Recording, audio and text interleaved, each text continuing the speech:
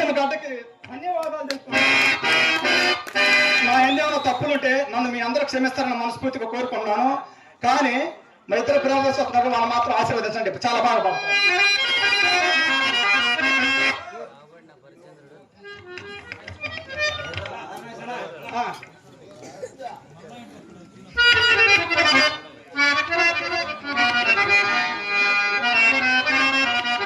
మా అన్నయ్య గారు శ్రీనివాస్ గౌడ్ గారు 4 రోజుల నుంచి ఫోన్ చేస్తున్నారు. అన్నయ్య గారు నా కళ్ళ మెచ్చి 100 రూపాయలు చదివించున్నారు. వారు నా కళామ తల్లి ఎల్లవేళ్ళలా కాపాలని, అదేవిధంగా మా వదినమ్మ పిల్లలను కూడా మనస్ఫూర్తిగా కాపాలని ఆ భగవంతుని కోరుకుంటున్నాను.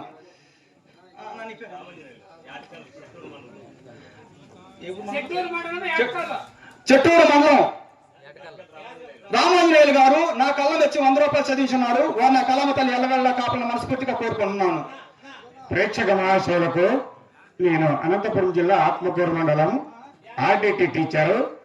ఈ పౌరాణిక నాటకాలంటే నాకు చాలా ఇష్టము, సంతోషము, ఆనందము. ఇలాంటి కళాకారుల్ని అభిమానించడం నా యొక్క వృత్తి ధర్మం. నేను ఆర్డిటి టీచర్ని.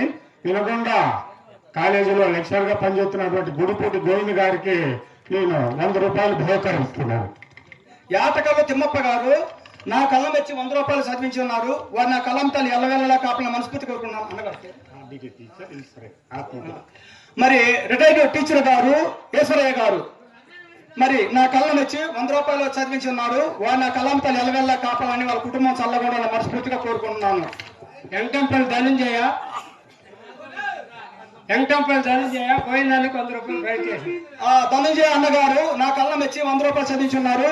వారు నా కళ్ళం తల్లి ఎల్లవేళలా కాపాలని మనస్ఫూర్తిగా కోరుకుంటూ, అయ్యా మరి డ్రామా రంగాన్ని బ్రతికించండి. ఇప్పుడు సినిమాలు ఎవరు చూడట్లా, మీకు తెలుసు. 1 రోజు వస్తే 2 రోజులు సినిమా ఉంటుంది. మన హరిచంద్రరావు డైలీ పెట్టా సరే మన డ్రామాని చూడడం ఎంతమంది. నాకు నిజంగా చాలా సగర్వంగా ఉంది మన రాయలసీమ గురించి చెప్పుకోవడానికి. శివారెడ్డి అన్న గోవింద్ 100 రూపాయలు ప్రయత్నం. శివారెడ్డి అన్నయ్య గారు నా కళ్ళ మెచ్చి 100 రూపాయలు చదివించున్నారు. వారు నా కళ్ళ తల్లి ఎల్లవేళలా కాపాలని మనస్ఫూర్తిగా కోరుకుంటున్నాను. ఆత్మకూరు గోపాల గోవిందానికి 100 రూపాయలు.